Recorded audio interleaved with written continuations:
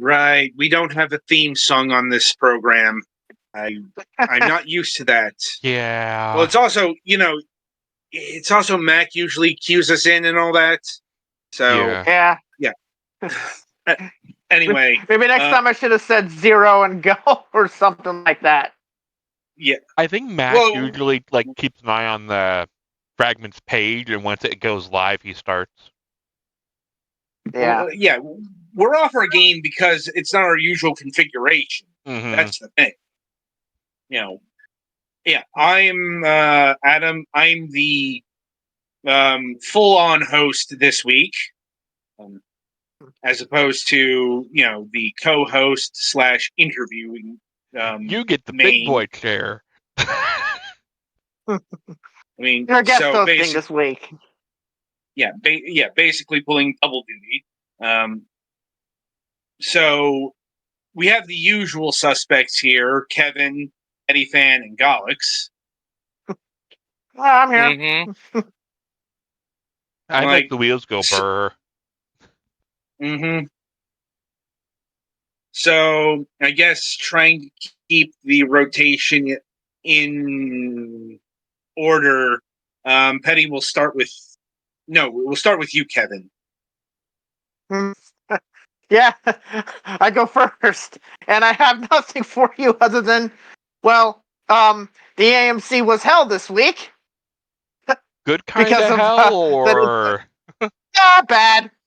Bad kind of hell to the point where we pretty much had run out of every single bit of our stock up until today. As of 1 hour from now, tomorrow is when Thursday is our usual stock day, and I wasn't there today, but I really hope concession stock. Out of soft drinks, pretty much out of all of the hot foods we usually have,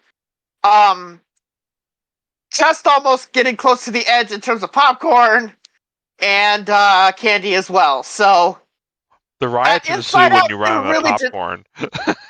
Yeah. Oh yeah. I mean, when we ran out of soft drinks, we had to revert. We really had to giving out our entire water inventory. Yeah. Because we literally had nothing else, like water bottle and all that type of stuff in the back. We literally had to give out for free because we had nothing else.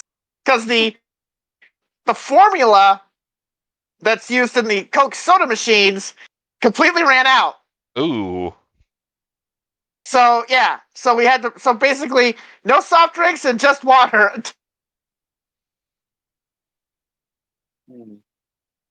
Which is exactly what you like to see when you go to a movie. Yeah, and I'm just hopeful that we'll be ready to go for Deadpool next month. I was about to say, don't you guys have a big movie release coming out in a few weeks? Oh yes, oh yes. So hopefully this is just a dress rehearsal that allows us to better prepare for next month. And hopefully that's the case. The summer, the summer's ramping up. You could be eating a lot more people more often. Yeah. So yeah, so we had a lot of fun this week because everybody wanted to see that Pixar movie. And so we're gonna see what week 2 brings for us. Hopefully, but other than that, it comes with a restock. Yeah, hopefully we're good to go here. But everything's good and good over here, and that's all I got. So, Petty, what's their news?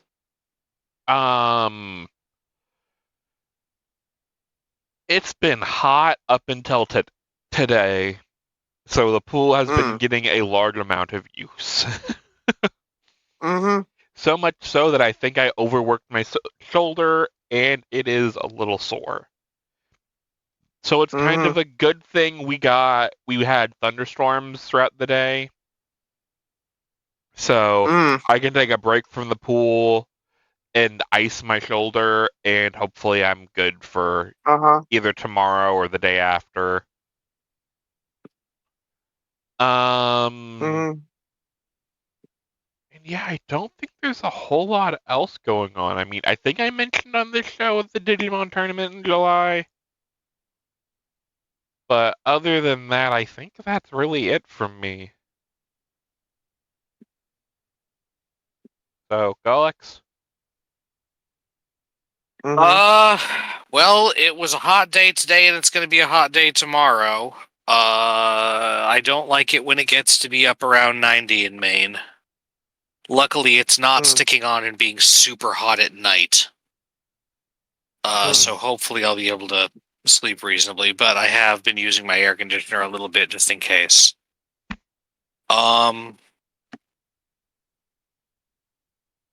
Let's see. I was off today for Juneteenth, which is nice. Was able to relax. And then for video game wise, I was playing. Oh, I finished Link to the Past on Nintendo Switch Online. Have been playing Splatoon 3, and I'm looking forward to several of the things that were announced for the future at the Nintendo Direct this past week. Oh, and I forgot to mention this on Fragments, but the other week I decided, because I remembered I'd tried it when I was young and it had come up in discussion on some D-pad streams and stuff, I wanted to get some Moxie. And I was able to get a 12-pack, which is the only form that I could find.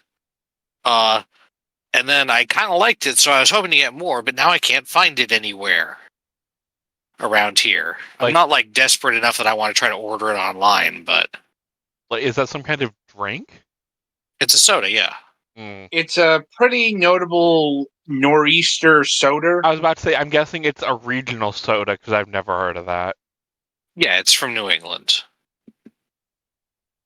I think it's from Maine, but it might be from Massachusetts. Or it might be old enough that it was the same thing at the time. I don't think so, though, because that would be like the 1800s. Yeah, I've had Moxie. I don't like it.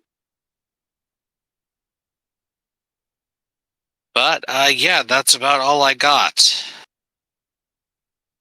Okay. Then that means I'm going to fill the Mac position. Thankfully, my news will not take half an hour. You know it's true. I didn't say you were wrong. You don't have to. You don't tell us. You don't have to tell us about all the cool shit you dug out of the dumpster this past week. Unless. No, I'm like nothing like that. Like, you know. Anyway, as I mentioned on Fragments, my big news is just dealing with the family. It's summertime, so my brother's kids are over more often, and for longer stretches. It's nice seeing them to a point, but they are very active kids, with very active imaginations, which is nice, but not always nice to be around. Well, it's led to some clashes because the oldest likes to play real life Minecraft. Oh, fine. And has sometimes not cleaned up. So they're like stones out in the driveway because he's been gathering resources. And yes, he does play Minecraft for real, but he also likes to act it out because Minecraft is a popular thing with the children these days. Indeed. Honestly, I'm more concerned about the plastic wand he got recently. Ooh, yeah, that could be used as an implement. Well, it almost went into the trash when he tried poking me with it.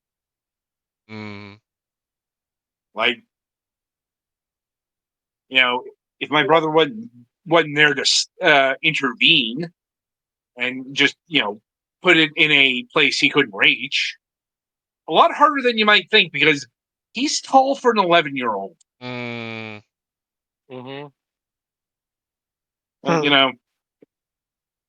These are the things I'm having to get used to because I have never had the desire to have kids because of, well, things like this. Yeah, So that's a mood. I'm like, it's a responsibility. Yeah. Now, I understood that where, others did not. Mm-hmm. Like, that's not casting aspersions. It's just, being a parent is supposed to be the responsibility of, at least 18 years. Yeah. I had no desire to buy in on it. All right. So, anyway, but like I said, it is nice to see the kids after that. This is really the first time I've been able to spend time with them due to various circumstances. Mm. Most of that is, my brother was out in the Midwest for a good chunk of time. Mm. Before you ask, we're talking like Iowa. So Mm. anyway, so that's my news for the week. So we shift to the interview portion of the broadcast.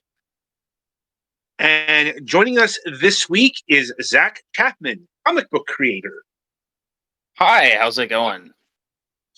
Goes well. It goes well. How are you doing tonight? It's well, we got some rain today, so it's not. I'm down in Texas. It's quite a bit different weather than I'm sure up in Maine. But Well, we yeah, got people all over. I'm in Missouri, Adams, Florida. But yeah, I also had Juneteenth off and was using it to get some writing done. Oh man, writing. Yeah, it never ends. For some people, it never begins. Well, yeah, probably for most people. If I had a nickel for every idea guy I came across, I would be able to fund my comic projects entirely. That's a mood. Yeah. That's a relatable statement.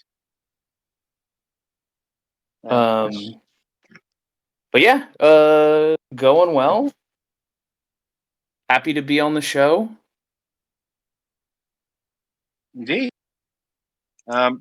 Right. So, how long have you been creating comics? To start things off.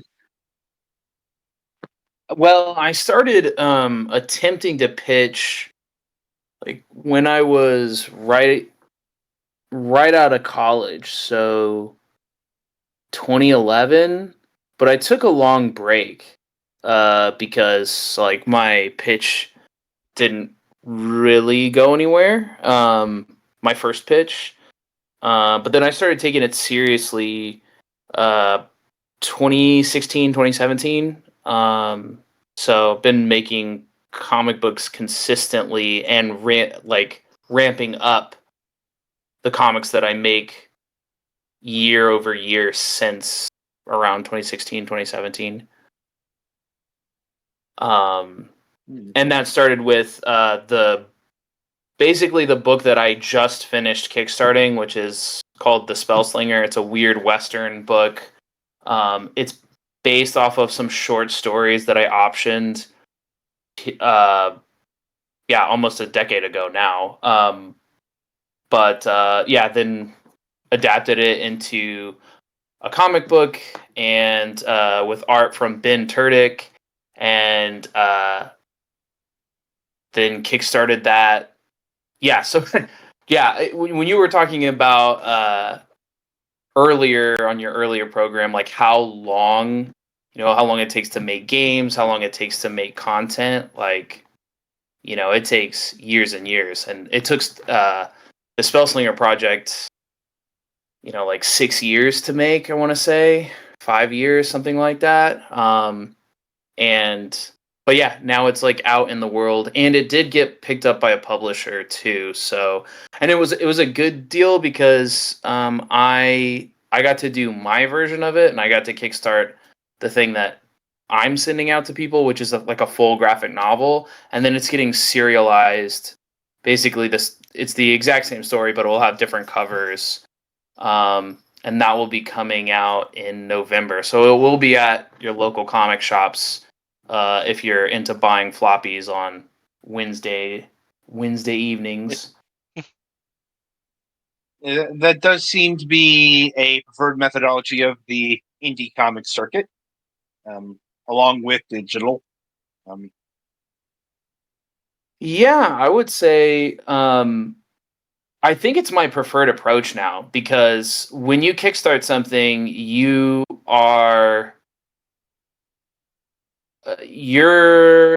much more able to make back your investments than if you traditionally publish. At least in the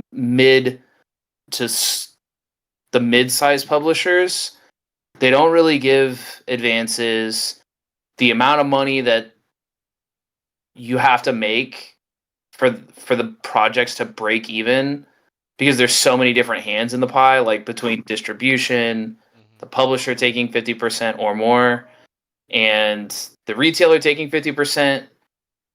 You just don't make a lot of money publishing traditionally if it's a medium-sized publisher.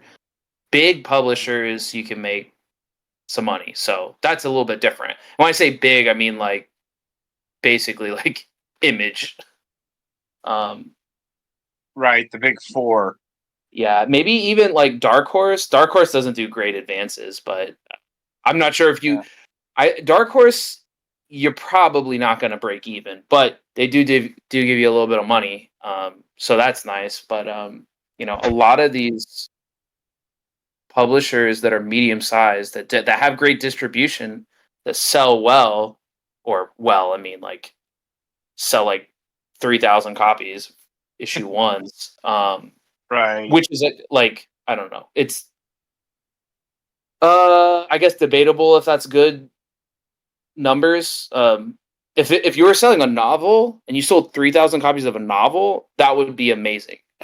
Comic books are a little bit different.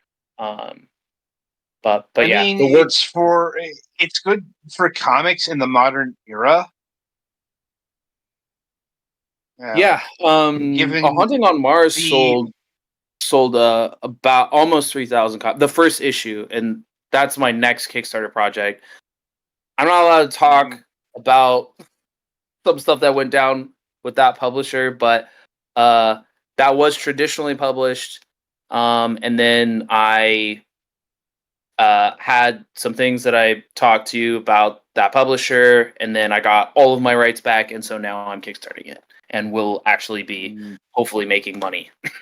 Ooh. So always is unfortunate when that happens, but it's good that such things have been resolved.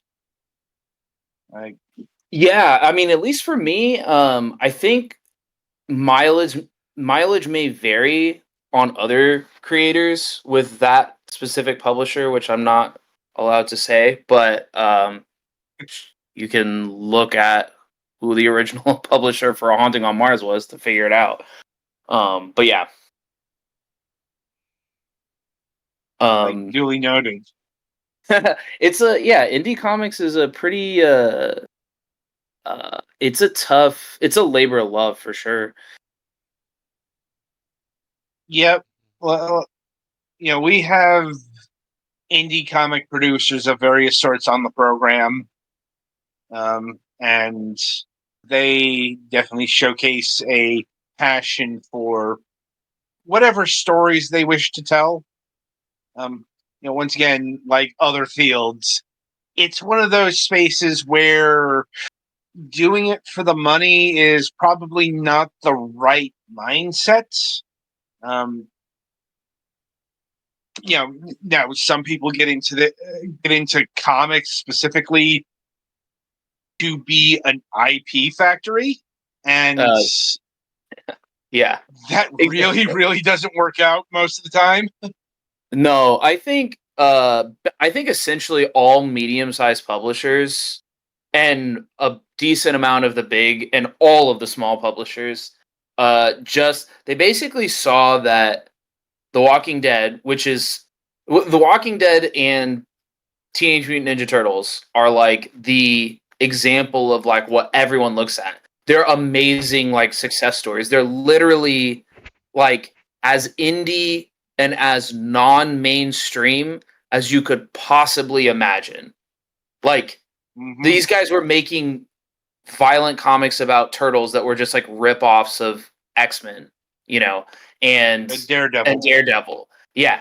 And then, you know, a zombie soap opera that he had to lie about to get the publisher to keep publishing. Like he's like, oh no, it's not a soap opera. Like there's like aliens and stuff. Oh, okay, well, at least you got a hook there, right? It's just right around the corner, right? But and then those things became billion-dollar franchises. Like and so I think that what the small and the medium-sized publishers see, like they see that and they're like, I just need to get my hooks into one of those random ideas that at the time, like 20, like, you know, looking back at it, you're like, oh, well, those are mainstream. Well, not at the time. Like zombies were played out and turtles were like that was a nothing thing. That was somebody's pipe dream. Yeah, the turtles yeah, exactly. thing. It was like the turtles were a little joke.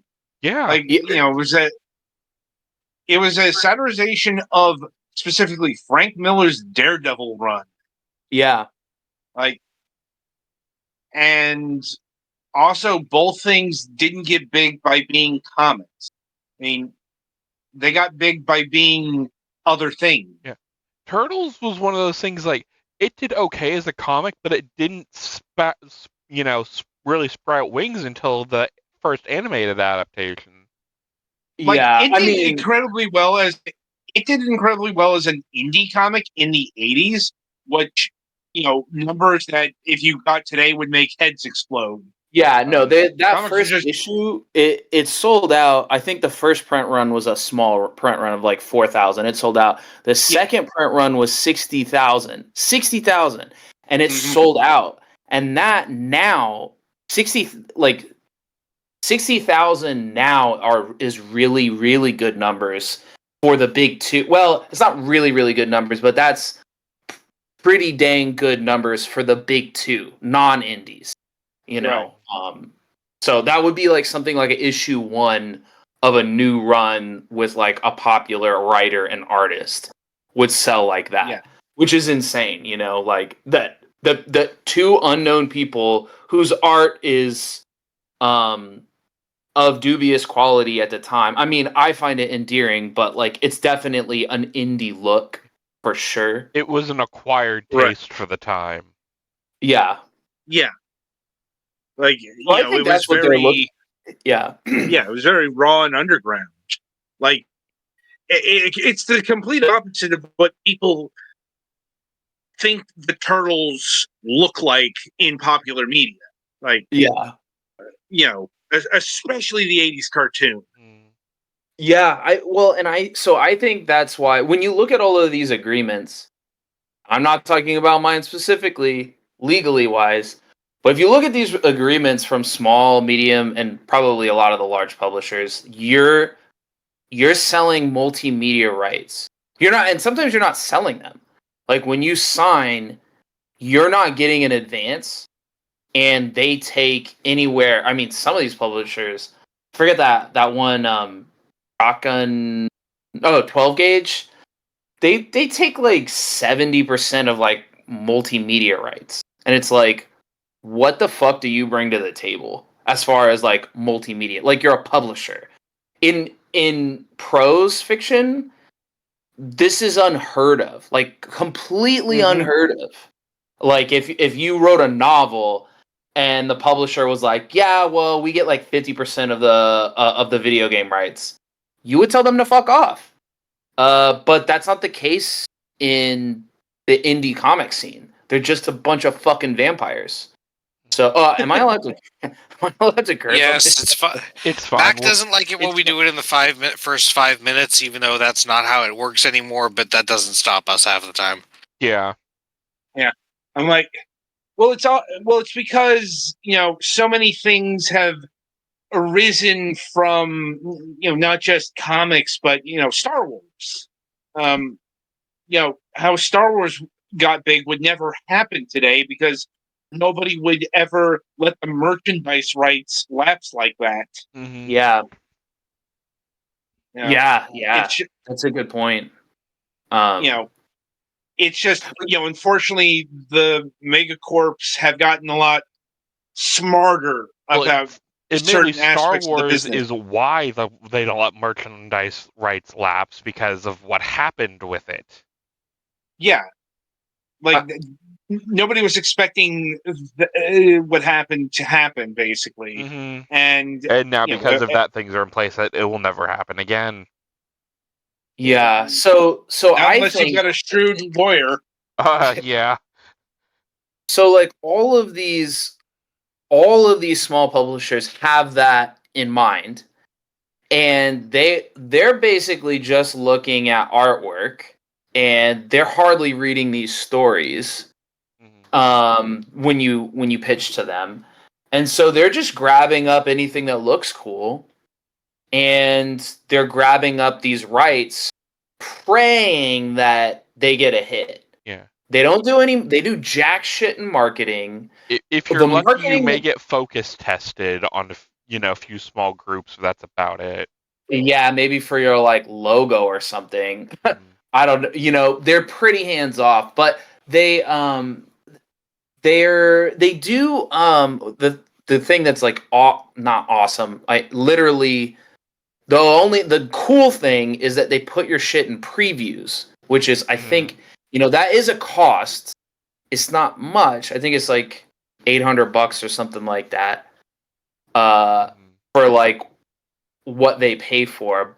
Yeah. But they get your book into previews. If your book's in previews and it looks cool, it will sell. Like it's going to sell. It will sell probably at least 1,000 copies. If it's an issue 1, probably sell like 1,000 copies. If you're lucky, maybe it sells like 3,000. Like mine I felt like mine A Hunting on Mars did well for me being like basically a complete nobody. I think it sold well, but I think it's because it had maybe it had cool art and people dug the premise. But so that's good. But I guess my point in shifting into like being a self-publisher is like, what if you can write a comic and you can pay an artist and you can do all of the cat wrangling of like getting colorists and pencils and inkers, and if you don't letter your own stuff, a letterer, and you can organize it, then you can just publish the damn thing yourself, and you can buy ads, and you can work. Diamond's hungry right now for anything, so Diamond's looking for new publishers because the monopoly busted. So it's getting. I would encourage all medium-sized indie folks to just publish their own stuff and go digital or go Kickstarter or go elsewhere, because people think, like, I have a lot of friends who are like, oh man, I saw your book like your book on the shelves, that's so cool. Like, it's a lot cooler making money on Kickstarter than it is selling a bunch and making nothing. And it's like with the all you really need is you can find an artist or do your own art. Most of the rest of that can be done digitally for free or cheap. The need for the publisher isn't really a thing anymore. I mean, if they market, if they're helping you with marketing, sure, but like, anything besides that, like, I know back in the day they'd basically be like your matchmaker for a colorist or people from their I guess stables if you needed help with that. Yeah. But the need for that, if you can have your own artist and your own writing, the rest of that stuff isn't really needed from a publisher anymore. Yeah, with the social media and the way you can connect, I think it takes a type of person though. And I totally understand, like, people are just like, I just want to write. Like, I don't want to hustle. And I get that because I don't want to hustle. Like, it's a huge pain in the ass. It's not creatively fulfilling. You know, it's like you gotta, you know, it totally sucks. So it's like I get it. Like I just want more from those medium-sized publishers. They should they should take way less. Like, multimedia rights is a joke. If the thing is, if they're trying to buy multimedia rights, then they need to give you an advance, because like the average option's like 10 grand. Either an advanced, or they need to get you an in to get the multimedia started at bare minimum. Yeah, because they're if not they even want the rights pushing to it, they need to help get it started. Yeah. Yeah, if they want a slice of that pie, then they need to pay up. It should not be like back in 50-50 payments. That's like that's a complete joke. Yeah. Well, yeah. Sorry, my gripes on the industry. Oh, trust me, we've had a lot of shows where there have been several people airing their grievances with the industry. Yeah. It doesn't stop on either show. Multiple industries, like, and do want to clarify a thing. You are a comic book maker, not a web comic maker. I do web comics as well. I currently have my House of Blood, which is like probably the thing that I'm most known for, which is my first Kickstarter. It's a horror anthology series, which actually, like, it's on some of it is on Webtoons. I'm behind on it, actually, but some of it is on Webtoons, and people quite like it on Webtoons. But the thing about Webtoons is it's not my niche generally. Like, it doesn't cater to horror. So the few people that dig horror and are on Webtoons absolutely love House of Blood, but it's just not like Webtoons has a lot of romance, fantasy, more manhwa type storylines, not like your EC classic 1950s pulp horror with more modern sensibilities. That's not really something that you would. Maybe that's something Gumroad specializes in. Yeah, I should look into that. I should definitely look into that. I have House of Blood is also on Kindle Unlimited, so people can read it for free if they subscribe to that. I think it's on Comixology too. I was just about to mention, is Comixology still a thing? No, it's when I say Comixology, I mean I say that the ghost of Comixology. Fair. It's I remember it used to be real big, like, a decade ago? Yeah, I loved it. I loved Comixology, and now I mean, it's not a thing anymore. It's just Kindle, and it a does ghost, break my heart, and it sucks. Yeah, it's not curated like it was. Like, I don't think there's any DRM free stuff, because you could go, like, there was a section image stuff. You could just buy it like image issues or whole volumes, and they had DRM free files, and you could just download like CBRs, CBZs, and sometimes even PDFs. You could just download them. That was like probably over 10 years ago at this point. Yeah. But nowadays that wouldn't fly very well unless you get it through something like Humble.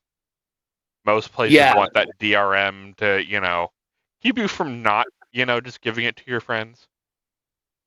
Yeah, actually, I was looking at that torrent, or not. It's not a torrent site. Comics.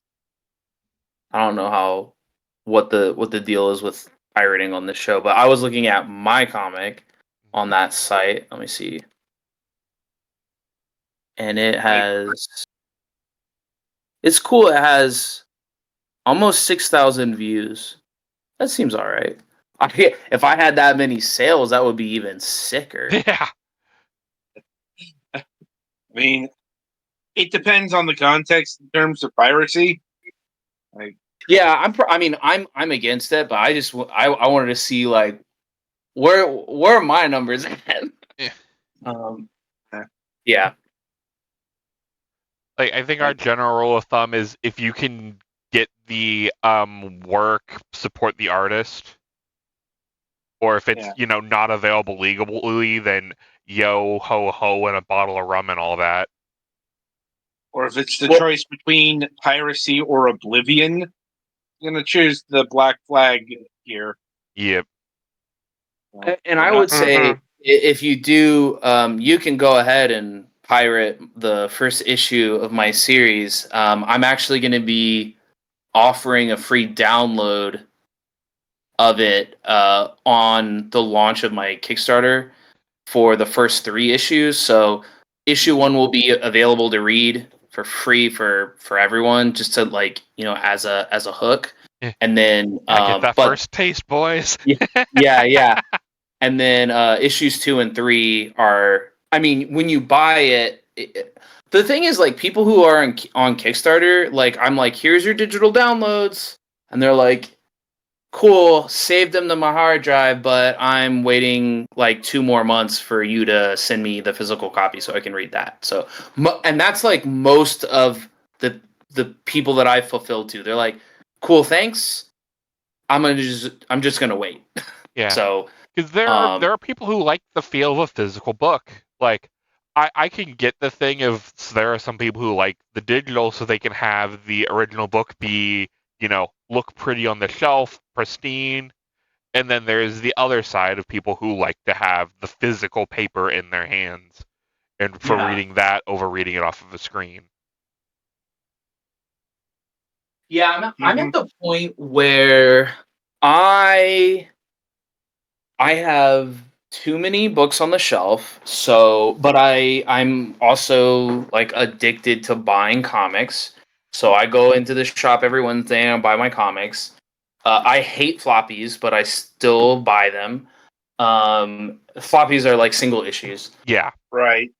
And I mostly buy graphic novels. Mm-hmm. Well, I probably mostly buy floppies, but I mostly read graphic novels and then physical graphic novels. But like anything that's like Marvel or DC, I try to just keep in app digitally. Like I subscribe to Marvel Unlimited, and I support local comic shops. I spend probably thousands of dollars a year at local comic shops. So at first I felt like a little weird about doing all Marvel. I'm like literally all Marvel stuff. I don't pick up any Marvel titles. I read them digitally on the app, and I do a little bit DC, but I will today I bought a Dark Knights of Steel because my friend sold me on like the pitch. It's like it's like a Game of Thrones. I read the first issue. It's like a Game of Thrones, but with superhero characters, like in Arthurian times. So it's kind of cool. But yeah, some people like physical, some people like digital, some people do not care. They just like to read comics. Mm-hmm. And some people just want them to just sit on their shelf and don't even read them. Yeah, that kind of bums me out. I always get the sense that like people who collect like just issue 1s, like they just they like put them in the corner of their closet. They're hoping it's going to be that like only ruined the comic books industry. Yeah. I was about to say they're thinking it's going to be like Superman or whatever, where it gets to be insanely popular and it's going to be worth millions, or it's not, and you just have a book on your shelf. Yeah, something limited edition holographic cover, collect all 10. Well, speaking of, the 90s were a mistake. Yeah, they were. for my A Haunting on Mars Kickstarter, I am doing like actual metal covers. Like they're not holographic. They're like actual. The covers are printed on like metal, like Like a aluminum. like a steelbook kind of thing? How the hell does Yeah, that work? it looks exactly like a steelbook. I can send y'all pictures in a video. I have some samples. And If it's you're cool, I can actually see about putting that on stream, just to kind of show the people. let me see if I have one. One second. Yeah. The wonders of technology. Yeah, it's weird what we can do now with magical things like video. Indeed.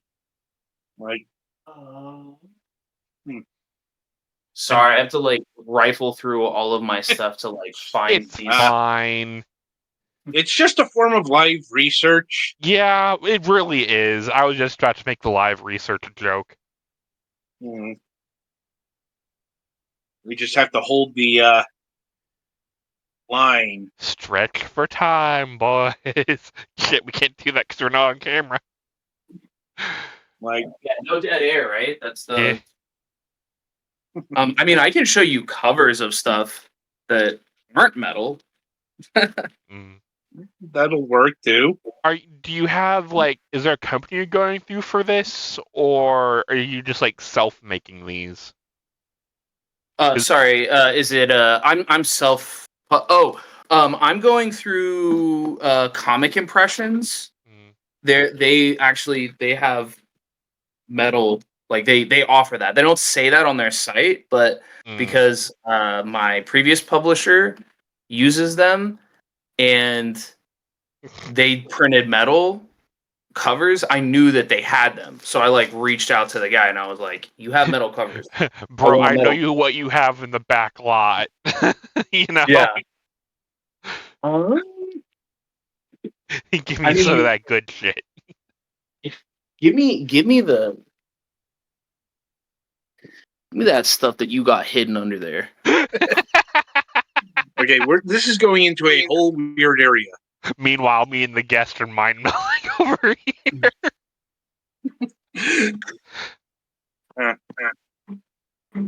Sorry, it's taking me a while. I have like I must have them like hidden away somewhere.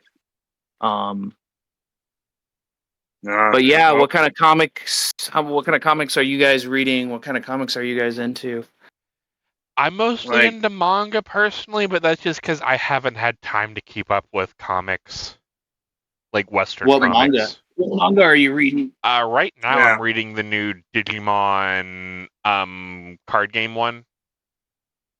That Oh, barely cool. counts. It only comes out every other week. Fair, I mean, that's not your fault. yeah. And I was kind of reading Hunter x Hunter, and then it went Hunter x Hunter on us. Yeah, I haven't. I read manga, but I mostly read like Junji Ito. I don't read a lot of. Yeah, like the manga that I read's usually like horror or classic. I like classic manga, like Like, are we talking Astro Boy classic or? yeah. Tezuka's. I like Tezuka.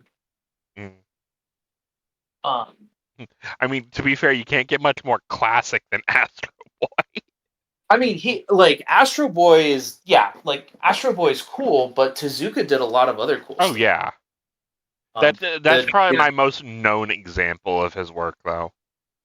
It's also sometimes a little bit hard to tell which thing you're looking at on the first frame because he did like to reuse character designs. I mean, like in a very intentional way. Well, in his style, the star system, yeah, kind of. I don't want to say samey, but like his style, he's repetitious in his style, and it's for a reason. I found these, by the way. Some of these. Yes, I found them. Okay, cool. Most of my comic intake is web comics and like classic ones that have been around long enough that they're on their own sites. Oh, nice. Yeah. And not webtoons. Right now, I'm reading through Justice League Infinity. because I just completed a watch through of Justice League Unlimited.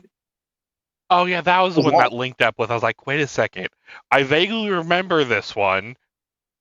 Do I turn on my camera? Oh God! I can't. How do I'm trying to remember how to set this up. Whatever that is, it's very shiny. Yeah, it's a shame that you can't. There we go. Let me put you on stream real quick. Where is window capture? Yeah. And it is a comic book. Like, it opens up like a comic, and it's like a full. This is like aluminum, like a steel. Oh, weird. Yes, like the light. It's like an aluminum folio. All right, now you're on stream. Okay, this is a better example of try to step in better lighting. Yep. But so it's like a thin sheet of aluminum it's printed on as its cover. Yeah. And that's neat. And they open up like actual comics, but for this tier, I'm going to be sending anyone who backs at this tier, they're going to get the regular. Yeah, you actually see the reflection of my computer. Mm-hmm. It's so shiny. But yeah. Now, are those painted metal or are they etched? They're etched. Ah, that is kind of trippy. Yeah, you could go one step forward and make it so that every page is printed on aluminum, but that would start getting, I guess, starting from the top down, problematically expensive to ship. Yeah, I mean, it's problematically expensive to print. I'm charging like $30 for these, and it's like That'd I'm not be even one of those. If the comic takes off, you may see about having a 1-of-1 for your personal consumption like that. But that'd probably be the only way that one happens. Yeah. For the original run of this is a 1 of 15. So the serialized. So this is but this is remember, I'm actually gonna fuck that up because this is the original publisher, and I'm just gonna print more of these because I can do that now. So it's actually not 1 of 15. It's gonna be It's one of however many I damn well please. Exactly. Yeah. Yeah. I suppose you could probably do that kind of thing as a high tier Kickstarter award. Oh yeah, that's like the that's my idea behind it. It's like for the people who are prospectors and like literally just want to put something dumb in their closet. Okay, cool. Get the metal one. Pay $30 for one of these things, and it's actually something cool. It's not like you're just paying $30 for an alt cover. Yeah, you're paying $30 for a piece of freaking metal with actually, I mean, this is cool. This is you can literally frame it if you, or you don't even need to frame it probably, but put it on the wall or something. Yeah. Well, there is an actual comic book in there, so I'd probably recommend framing it. You know how it is. You keep the one, and then you get one of the regular ones to read. Yeah. Or you use the digital one to read. Wink, wink, nudge, nudge. Yeah, I'm actually for all of the anyone who orders one of these, I'm going to be shipping them a regular variant as well, so they don't have to read the metal one. Like they can just keep that in there. The metal one can be a shelf queen, as the kids might say. Exactly. But those are they're expensive tiers. As add-ons, like I said, they're going to be $30, and so I'm going to bundle them, and it'll be like $90. So because I'm kickstarting 1 through 3, and so they can buy all 3 issues in a bundle, and it'll be $90. So for that version, that's not just the regular version; it's the metal. So for people, because some people just want to spend a lot of money on Kickstarter, and some people just want to read the books. So people who want to read the books, you just buy digital. Mm-hmm. So that's why tiers exist. Yeah, exactly. try to cover all the bases. Indeed. All right, so I can make this disappear for now, and if you have anything else to show us, well, I can hit the button to make it disappear again. Sure, yeah. I mean, I've got my House of Blood stuff. Real-time innovations. Ain't the first time I pulled this off, won't be the last. This is my Mhm. kind of series that I was talking to you about that is on Webtoons right now. Well, some of it is on Webtoons. Y'all can check it out. It is horror comics, like from like the 19. It's like a modern take on like 1950s style horror. So pre-code, and Real but quick, like I'm starting to have another thunderstorm roll in, so if I suddenly disappear, that's why. You mean if we suddenly disappear? Yeah, if you Fair. disappear, the show goes down. Yeah, fair. Yeah, so If yeah, we keep suddenly that. go So dead, we have weather in the area, ladies and gentlemen. Yeah. I literally just turned and saw a flash of lightning, so that's fun. Yeah. Oh boy. Well, hopefully we don't lose power here, but if we do, Yeah. and if we're off the air, you'll know why. I'll try and Anyway. bring us back up if it's a quick reset, but y'all will know if it's dead. Anyway, while we're burning daylight here, so when does your Kickstarter launch? I'm hoping for next month. The reason for that is because I like to have all of my proofs, which is like basically like a proof of concept, like a printed version of issues 2 and 3. I don't have the things that I showed off now. They're just issue 1. Right. So the art, everything's done, but I ordered the prints and they're getting shipped right now. And then I'm going to film them for my little teaser video in the Kickstarter. So that's going to take me, it's going to take me probably like a week after I get the books. So I'm thinking I might get the books in a week or two. So it'll be like pretty quick after that. Yeah. So hopefully less than a month. And my knock on knock on wood. metal foil. And my pre-launch page is live. Like you can see, it's just type in. You probably just Google "Haunting on Mars" Kickstarter, and if you click "Notify me on launch," it helps me because goosing the number of followers will help the project. Like even if you don't back it, Right. it makes Kickstarter think that like, this person is doing a lot of marketing. Algorithms. Yeah. What I've noticed is like Kickstarter basically matches like anything that you do. Like they actually more than match. So like if I bring like 80 backers and they're people not 80 like 80 they're either engagements. flying. Yeah. Well, people who end up being backers, they're either like friends of mine, family of mine, friends of friends, or like people that I like met at conventions, like went, my own marketing kind of thing. Yeah. Kickstarter will do that equally plus like 10%. That's what I've noticed. So like whatever you put in, they also put in, which is kind of dope. Like I like Kickstarter. I've had some people approach me to do like Indiegogo approached me. They're like, "Oh, I saw that you're running stuff on Kickstarter. You should do that on Indiegogo."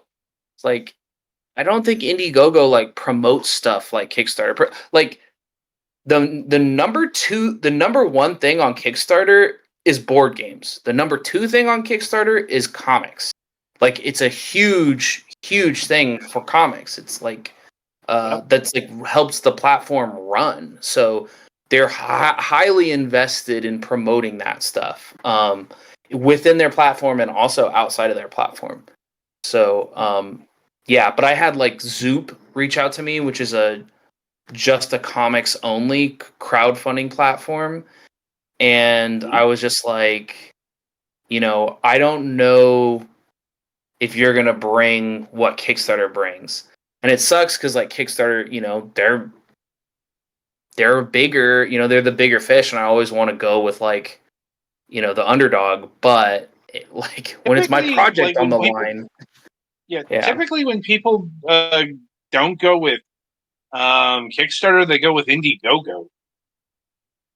Yeah, I don't think I think Indiegogo is for like tech stuff. Maybe some video games, but I would say mostly tech. And when I say tech, I mean like, like Well, I'm in the talking comic, this shit. I Neo video game like type of stuff. in the comic world, it's for the NSFW stuff. Well, that's starting to take off on Right. Kickstarter too, which is wild. Like I saw these homies, they were like all they had made before 2024 was like normal, hero, power trip, hero worship type comics. And then they see these not safe for work books, like these smut books, like get popular. Like these books, like they make a killing. I'm talking like 60 grand from nobodies. You just put some titties on that on your cover, and like Welcome to those the books internet. take off. Huh? Yeah, yeah. That's No, been a I fundamental haven't. principle of the internet for a few decades. Yeah, where's Yeah, Mac yeah. at? He loved this conversation. Yeah, like The 1 week he's Yeah. out.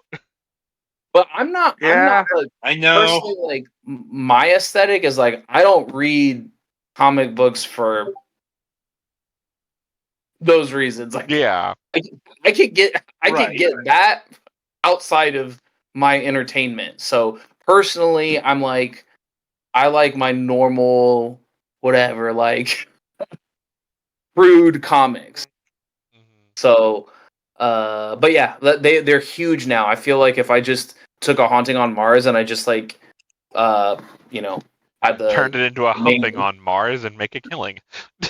Yeah, it's like an instant way to like make 40K, but I don't know. Meanwhile, April 1st rolls around. Yeah, I don't know. I just something about it also feels a little disingenuous. Like you're just like chasing trends. Like if you see like me seeing these people who they've only ever been interested in making like prude normal comics, and then now when it's trending on Kickstarter, and all these books are making like between 15,000 and 100,000, they're just like, oh yeah, I'll do that. It's like, okay, but you were never interested in that. That's not what you're passionate about. But I digress. That's yeah. Indeed. It's worth noting that this is not the only Kickstarter project you've got coming up. You've got one That's true. for Kaiju Blues. So real quick, A Haunting on Mars is like a cyberpunk ghost story set on a derelict Mars. I also have like a slice of life kaiju. It's not a kaiju book. It's more of like a big hero book. But in reality it ends up being much more of like a slice of life. A character who it's like the opposite of wish fulfillment. All he wants to do is be a musician. That's like his thing. He just wants to be a rock star. And then his dad, he doesn't know this, but his dad's kind of like he's like the Ultraman in this universe, and he gets killed, and his son inherits this kind of space symbiote technology thing that pulls him towards kaiju whenever they enter the city and makes him big. And he literally has to fight. Like there's it's the last thing he wants to do. He just wants to make music and basically be like a dickhead. But he has to learn how to be a hero, otherwise he will get killed by kaiju. So that's the premise of that book. And that will be on Kickstarter as soon as I just got the issue 2 colors back. And so I'll be running that. And by the way, even know if I even said this. I'm the writer and the letterer of like everything that's comes out from House of Blood Publishing or Hob Comics. That's me. I'm the writer and I'm the letterer. And I work with a ton of different artists. So Ty Peterson is the artist on Kaiju Blues, and Rory Coleman is the artist on A Haunting on Mars. Do you do hand lettering, or do you have a font, or do you have a font made out of your hand lettering? Because I know some people do that. Well, I do. Well, I will sometimes do hand lettering for sound effects, but I use Blambot and I use Adobe Illustrator for like almost all of my lettering. Like the bubbles and the fonts that I use, they're all like basically like Blambot. They're like a really good letterer resource, digital lettering. But yeah, I have done some. I sometimes you just have to do, especially for sound effects, especially for like horror stuff. Horror stuff kind of needs. Oh yeah, sound effects is very commonly done by hand. It's the stuff in the bubbles and captions and stuff. So this is done by hand by me. Yeah. So I just couldn't get what I wanted by a font. So this is not a font. This is just me doing that. And not and you know, it goes on a layer on top of the art. So but then all of this is all just fonts. So yeah, I don't know if y'all are looking at your screen or you can see me, but I just switched over to it while you were showing it, so we're good. Yeah. So but yeah, and also for me, like as a process thing, it allows me to edit my own work in a way that I don't have to bug a letterer to be like, oh hey, can you tweak this dialogue? Like I want it to say this now. I want it to say that now. No, I've switched it back. Because I am fickle when it comes to my scripts. And so I do a lot of rewriting on the art page during the lettering process. No, of all the things in comics that are different jobs for different people, a lot of the time, lettering versus art is one of the big ones that I'm like, okay, but why is a different person doing that? Yeah, well, I mean, it's very time consuming. It's a very specific thing. And like artists, like I've noticed that artists, they tend to like they have their niche, and so like usually it'll be like pencil inker, and they're like half of them are like, I don't care who colors it, I don't give a shit about colors. This pencil and ink, this is like my lane, and I'm not going to get out of that. And then the colorist comes in, and sometimes they outsource the color separation, which is like just basically the people who like separate the different objects within the art, like the backgrounds, the different characters, the different skin tones, and then the colorist will then determine what color those separated elements are, and then draw over it. So yeah, it gets really segmented because it becomes like a Ford assembly line of like, hey, I'm really good at this, and then but I hate lettering or whatever. Like I've only ever lettered a couple other people's projects, and I like doing it if I can get if I can trade someone, especially artists that don't like to letter, and they get on the hook for a lettering job. I'm like, hey, if you give me a cover, I will letter your book. So that's actually how I got this cover right here. I traded a lettering job for that. Actually, I also got paid for that too. But nice. Dylan Snook. He did. Speaking of video games, he did the Dead by Daylight comic book adaptation. I don't know if you are familiar with that video game, but it's a popular survival horror multiplayer game.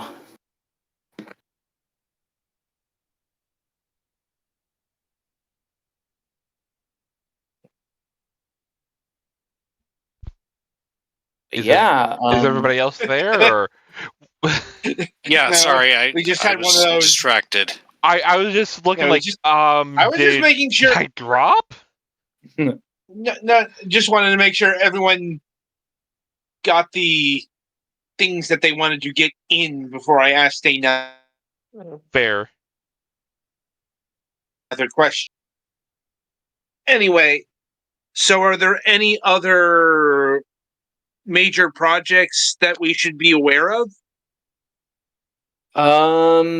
I have some stuff that I've been working on for a while now. I have House of Blood Volume 2, which I want to say but that will come out at some point next year. Like people are bugging me about that because the House of Blood, like I was saying, is what I'm mostly known for. And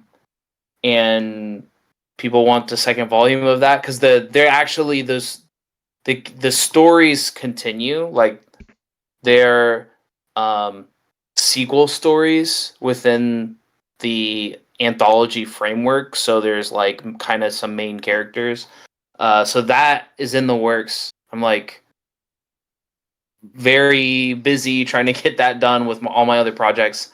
And then I have a book that I'll be kickstarting next year called Dino Knights, and I've been pretty like hesitant to like share a lot of info on this without on the internet. But basically it's like a far future. It's a little bit tonally like Teenage Mutant Ninja Turtles, but with dinosaurs, and they're not ninjas, they're knights, and they get transported back in time from the far, far, far future, like a dying Earth far future, like 4 billion years from now. They get teleported into now time, and they have like they go on adventures in New York, and they're fighting this thing called the Techno Tribe, which is like this AI. These like bad AI guys that want to get rid of all life and replace all life with the AI. So that one I could probably build that out of the pieces of a few different '90s cartoons. I was about to say, I hope it fares better than Extreme Dinosaurs. And like King Arthur and the Knights of Justice, maybe. Yep. I hadn't checked that one out, but Street Sharks is definitely one. Obviously, Teenage Mutant Ninja Turtles. I don't mean in any way to impugn your creativity, by the way. It's just that there were so many humanoid creature radical things in the 90s. Oh yeah, no, like that is like 100%. It's like when we were sharing video game mascots last Sunday. That's like the intended vibe of like it is a little bit like a Saturday morning cartoon, but it's also like my main inspiration, obviously King Arthur. There's a subgenre of science fiction called Dying Earth, Teenage Mutant Ninja Turtles, and Philip K. Dick and new wave science fiction in general. Like I'm going with like really weird plot lines, like really science fictional plot lines that have to do with time travel, or they just have to do with like weird elements that you would see in like typically like 60s science fiction. So like Philip K. Dick stuff. But yeah, that's the vibe. Like wrapping all of that stuff, which is like all like a lot of my favorite things, and then having like the narrator. Imagine if like Michelangelo from Teenage Mutant Ninja Turtles was like the narrator of the series. So it has like a more of like a laid back narration, despite like what's happening on page. So it's like I'm just trying to be accessible. Like I feel like I'm doing like a cyberpunk horror book. I feel like that's like isolating. Like it's a very, very niche thing. And so this is more of like all like anyone can enjoy Dino Knights. It's like that's like my goal with it. Well, good luck to you. Yeah. Thanks. Yeah, I'll need it, man.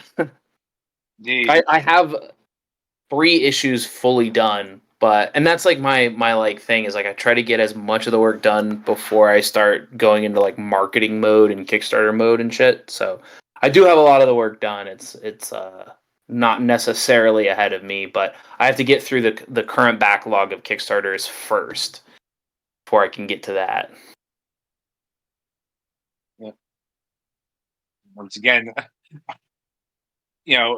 at the very least, it sounds like you are well planned for these Kickstarters.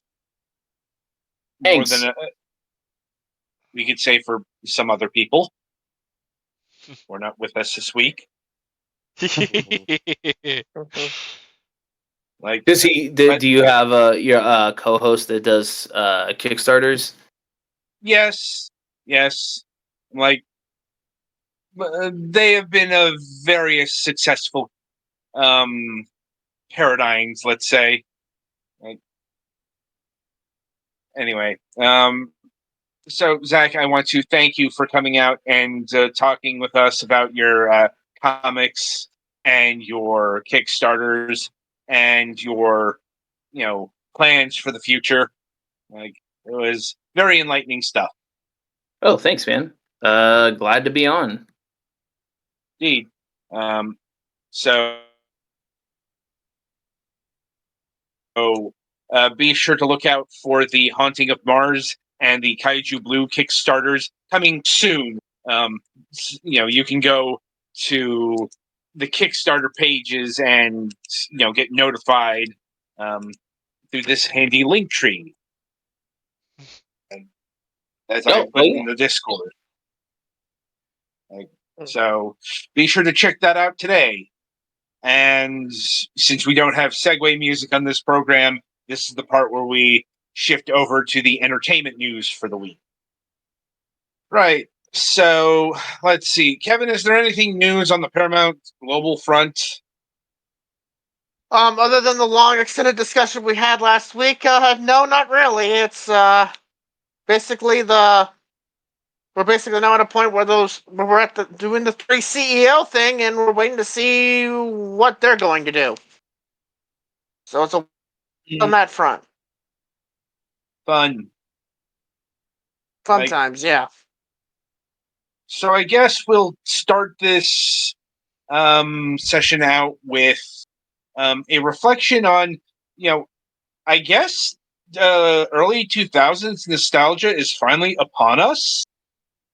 Well, I mean, it had to eventually. Nostalgia is a 20-year thing, so it's not really a surprise. Right, but it's probably most evident in the fact that Totally Spies is apparently red hot right now in France. Apparently, yeah. Well, I mean, the revived 7th season seems to be doing big French numbers.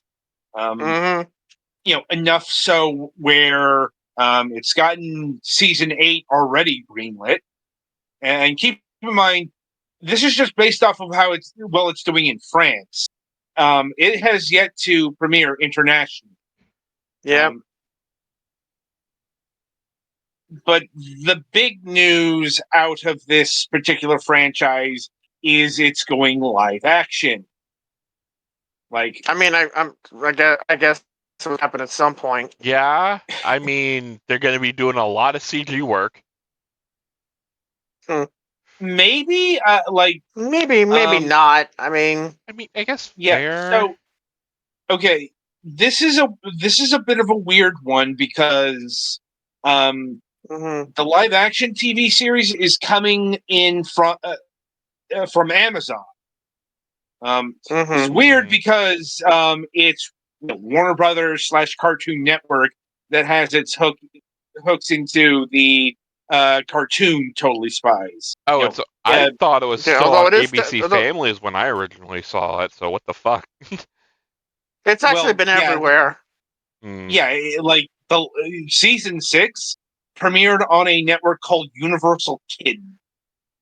Basically, the network that used to be the Sprout Network, but then became Universal Kids to basically dump stuff on, and somehow Totally Spies got on that for a hot minute. Yeah, But for season 7, it's going to be premiering on linear cable on Cartoon Network and on streaming for Max. And they're going to get both season 7 and season 8. So, like I said, it's a bit weird that Amazon is greenlighting the live action series. It's being it's being done in conjunction with the French company Bonnet, and for some reason, Will Ferrell is going to be the executive producer. Sure, why not? Well, I mean, this is about as random as when it was announced that the Darkwing Duck reboot is being executive produced by Seth Rogen. That's a really random connection. Does he have children who are fans of the program? I mean, or I guess he could have been a fan, but who knows? I'm possibly. It's just, weird. But, this goes back to what I was saying. This is really the first early 2000s series that's seeing the nostalgia ride. Because, Totally Spies, has been around for a long time, but its heyday was very clearly the 2000s.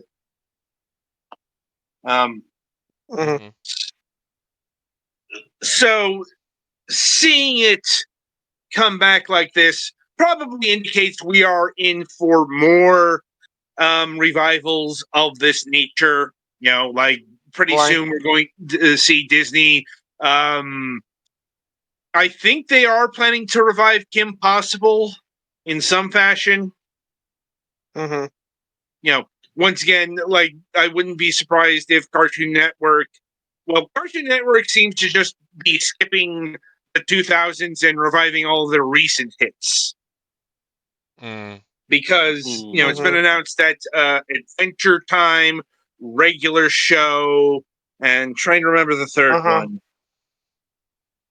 Adventure Time, Regular Show, and this is for CN, right? Yeah.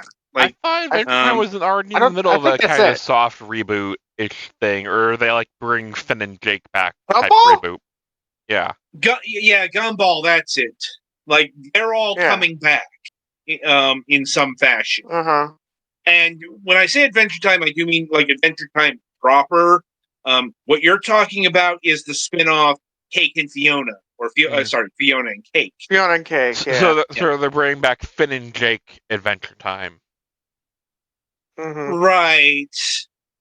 Which is going in some capacity, because I know we just had Distant Lands wrap up 2 years ago. Well, here's the thing: Distant Lands very definitively wrapped up Finn and Jake. Yeah. We've seen their literal last adventure. We've seen them transcend to the afterlife. Yeah. I guess kind of spoilers. Sorry about that. Well, their episode ends with them getting reincarnated. So, we're either going to get I think the plan might be adult Finn and Jake. Because there is a period of time that wasn't covered that much where eventually Jake dies at some point. He dies before Finn does. And we haven't really gone. We haven't really gone through that time period yet. I mean, it was pretty heavily hinted in the in the mainline Adventure Time series that Jake did not have long to live. And in Fiona and Cake, it takes place very clearly after Jake's death. And also the episode Obsidian from Distant Lands. Yeah, that's kind of what I was referring to. That's the only post-Jake section of the timeline we really have, where Finn's still Right. around, but Jake is gone. I mean, there are some other things that they could do, like the 1,000 years ahead incarnations. Just get their names right off the bat. It Yeah. was another one of those distant lands ones, yeah. Yeah. They appeared in the series finale. Yeah. Like, or like they could focus fully on Princess Bubblegum and Marceline, since despite what some people think, no, they're not dead. Like, No. They're both in fact, immortal they are- beings, aren't they? yeah, they are. Like, they are literally immortal. Like, Marceline has lived over 1,000 years, and Princess Bubblegum is at least 800 years old. Yeah. Marceline is one of those vampires you have to actively kill to get rid of. She would live Marceline's forever. not just, And that would be extremely hard. Yes. as it's been shown. Seeing how she's like possibly the second or third most powerful being on that planet. Right. As far as regular show goes, I haven't really kept up with the news there, because honestly, I never watched regular show. Same. I've seen a few of the episodes, but nothing made me want to go, look more in depth into it. They kind of came out around my stepping away from Cartoon Network, like the actual Cartoon Network proper. Yeah. Gumball is the least surprising, because for some reason, Cartoon Network pretended that Gumball was not canceled for a really, really long time. Yeah. Like I said, it was a weird situation, but like I said, Cartoon Network's probably in the process of seeing if Steven Universe can be revived as well. If we when do we get I mean, Flapjack and Chowder back? I mean, I wouldn't mind more Those were Flapjack. good. Like personally, I wouldn't mind seeing, say, OKKO come back, since that really didn't get a fair shake, and probably just debuted at the wrong time. It's Mighty definitely Magic Source can stay in its coffin for all I care. Like, I saw 2 episodes and was like, yeah, that's a show that exists. And then it didn't anymore.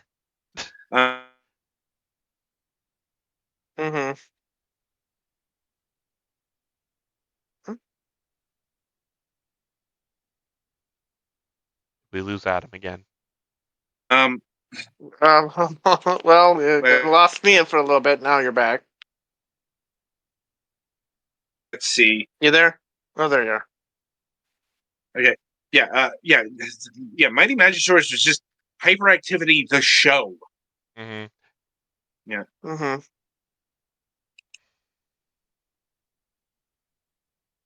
Anyway.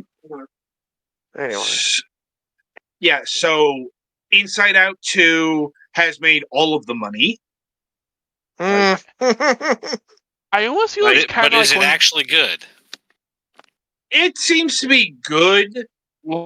Like, I didn't feel Inside Out 1 got very much of a good reception as I feel like this is getting, if it makes sense. Like, from what I didn't watch it, I feel like people have been saying, like, oh, it's a kind of like lower end Pixar movie. At least the original one. You can only do Inside Out 1 once, because it's a very specific story about a very specific situation at a very specific time. And, it's like you either go normal, let's say, or you go down that path, and, pretty soon that ends up in a messy suicide. Like, if you go more sad,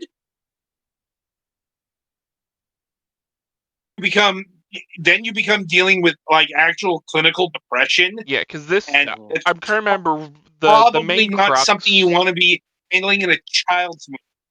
Yeah, the main crux of Inside Out 1 was the, I guess, main character is dealing with her parents' divorce.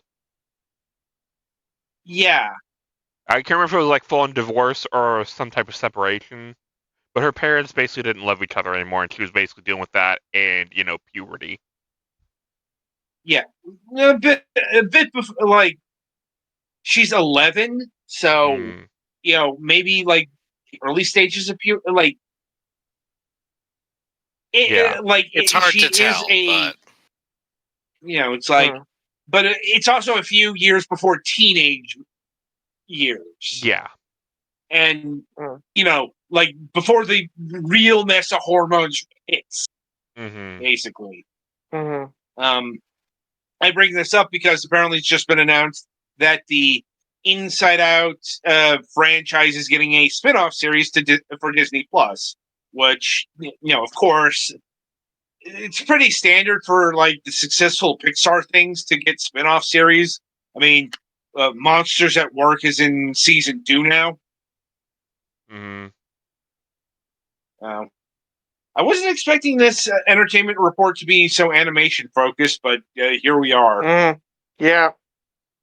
I mean, it does beat talking about, mega corporations, quite frankly. Yeah. Mergers, acquisitions, and synergy. Yeah.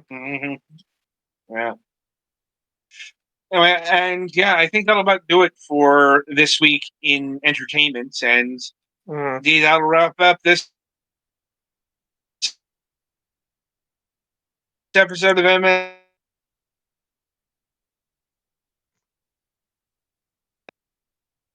Am I still here, or did Adam disappear? It was Adam. Adam, yeah. Am I back? Yes, you're back now. Yes. We heard none of that. As I was saying, so we go to me talk about next week. On Wednesday, June 26th, episode 5, we will be having the unknown factor of the questionnaire podcast. We quest to delve into the minds of those that help bring your favorite comic books from an idea to page on your screen. Hosted by the unknown factor and a rotating co-host of past guests that include Stephen Grant, Erica Schultz, Dave Mulbern, Steve Wojciak, Vladimir Pavlov. These names are getting increasingly hard to pronounce. Like, this is almost a bit. Laverne Kinderzierski, Hannibal Taboo, and more, none of which will be appearing on this program. Join us on the epic adventure as we talk to everyone in the biz, from the self-published creators to people that wrote stories or created characters that are probably in your favorite movie or TV show of yours. Comic books are everywhere in our culture. Tune in and find out how deep they really run. Get your comic on. So, basically, a comics podcast. Not the first one we've had on the program. See, this is the advantage of us being an entertainment podcast. We can have the comic creator and the comic talkers on the program. So, as they haven't confirmed yet, but we've got a week. So, until then, Mac will be back next week to host as well. So look for that. I have no idea what he's doing. So we'll just close out here.